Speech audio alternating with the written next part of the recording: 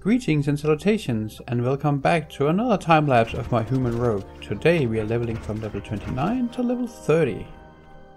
So today I want to talk a bit about stats.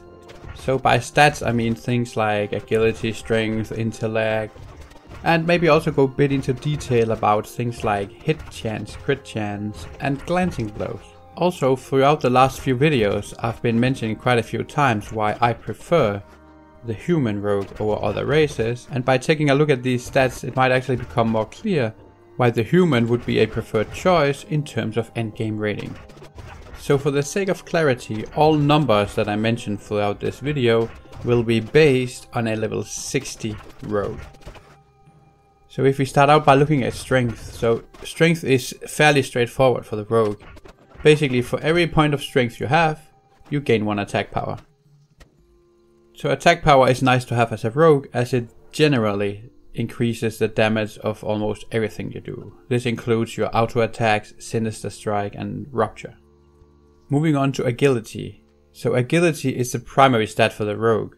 The thing about agility is that it works a bit differently for each class, so let's quickly take a look at that. So for most classes you need approximately 20 points of agility to get 1% chance to critically hit.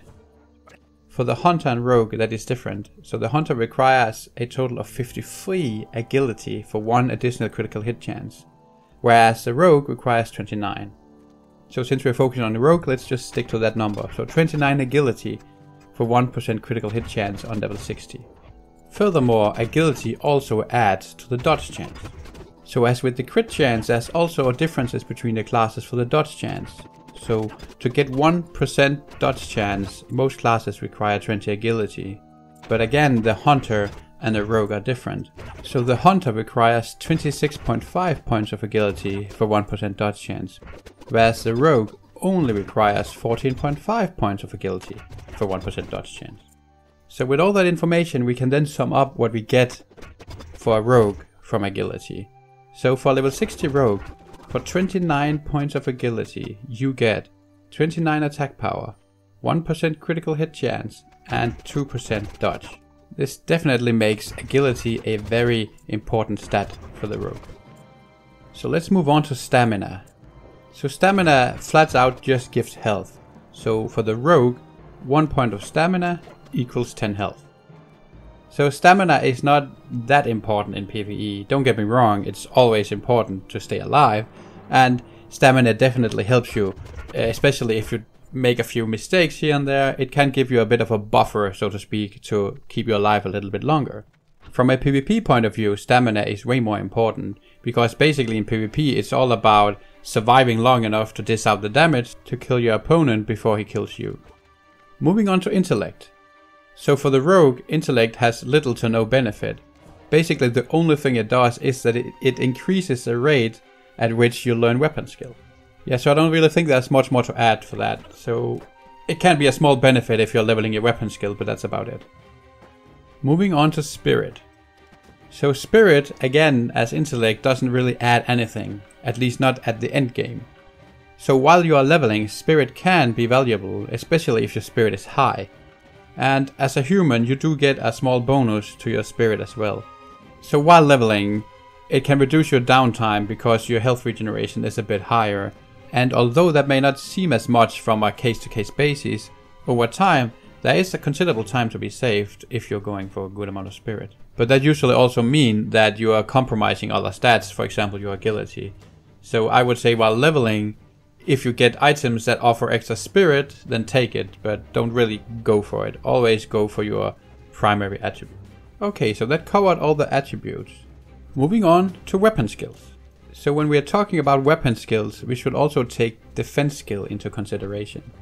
So for a level 60 any class, the base maximum level of their weapon skill is 300. So basically 60 times 5 or level times 5. The same applies to monsters in terms of their defense skill, and for players as well, but since we are focusing on PvE, we are looking at the monster's defense skill. So the monster also has level times 5 in defense skill. So it's important to remember here that when you are doing endgame raiding and you see boss mobs or mobs with a skull at their level, they are considered level 63 for all these types of things, which means that these mobs have a defense of 315. So keeping that in mind, I'll just quickly list up the benefits for a rogue for having more weapon skill than their target's defense skill. So for each point of weapon skill that the rogue has over the target's defense skill, they gain a 0.04% chance for the following. The chance to miss decreases, the chance to critical hit increases, and the target's chance to block, parry and dodge decreases. All of these by 0.04%. Then there is glancing blows. So a glancing blow is a hit that does not do full damage and that cannot crit. Under normal circumstances where you have a weapon skill of 300 and you are fighting against a raid boss, for example, it will have 315 defense. In that case, you will have your damage reduced of all your white attacks to 70%. It is important to note here that your normal abilities like Sinister Strike, Eviscerate and such cannot be a glancing blow.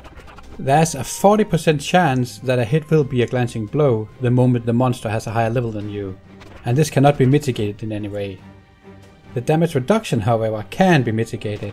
Basically, it's calculated from the difference between your weapon skill and the monster's defense. So in the case of a raid boss, that would be 15 because you have 300 weapon skill and it has 315 defense.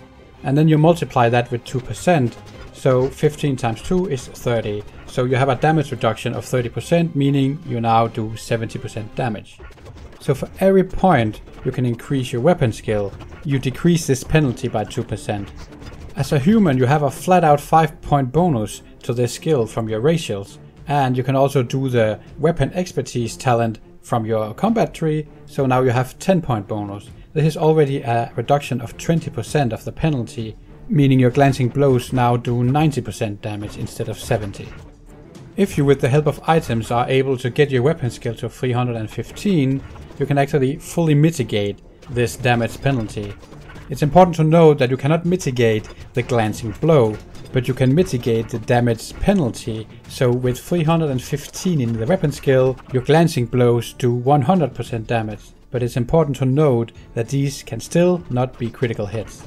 So let's move on to hit chance. So let's start with the PvP case because that's a bit simpler, as you only need 5% hit chance to be hit capped as you're fighting against equal level enemies. When we are talking about PvE, it gets a bit more complicated. So you need to cap your hit rating out at 9%. And the reason for that is that, as before, most of the mobs you're fighting will be higher level than you, up to level 63. It's important to note that this hit cap applies for when you are standing behind the target. So it is very important that you're good at positioning yourself in raids, because you need to be standing behind the target as much as possible, otherwise they will still be able to both block and parry your attack. It's also important to note here that these values are for abilities and not for white damage. If you want to cap your hit rating for white damage, you need a total of 24.6% hit rating. And this is still calculated from being behind the bosses on raids. So hit rating ties well in together with crit chance, so let's jump into that for a bit. So when a hit is a critical hit, you deal 200% of the normal damage that you otherwise would. And you also have talents that can further increase these damage bonuses. So what's interesting is that your hit rating indirectly affects your crit rating.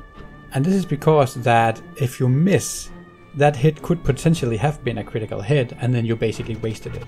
So if you take a look at some of the numbers I found on Wowhead, then if you have 0% hit rating and you're standing behind the boss and you're auto-attacking, your crit chance is capped at 29.8%.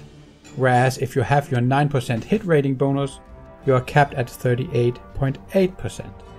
So if you then look at the numbers for your abilities, so for example your Sinister Strike, so if you have a 0% hit rating, then your crit chance is capped at 86.4% crit chance.